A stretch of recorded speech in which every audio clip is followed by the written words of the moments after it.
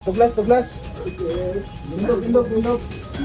Pasado alas 9 sa gabi, Nobyembre 12, 2025, girumbo sa mga pulis sa MAGPET Police Station, PDEA 12, PDEU ug PIU sa COTABATO Province Police Provincial Office ang GIPUY-AN sa construction worker sa poblasyon MAGPET, Cotabato Province. Kini aron implementa ang search warrant nga gi-issue sa korte aron walay masulti sa resulta sa pag-search sa balay. Gikapkapan una ang usa ka pulis sa usa ka barangay officials ay kini misulod sa balay. Unod sa search warrant ang pagtipig matud pa og illegal nga droga sa suspect nga giilang si alias Douglas sa sigig utingkay sa sulod sa balay. Dinhi nakita ang tulo ka mga sachet nga adunay gituohang SHABU nga naa sa sulod sa coin force. Wala nay mahimo ang suspect ug mihilak na lang kini. Mao ang nakatungod magpakahilom.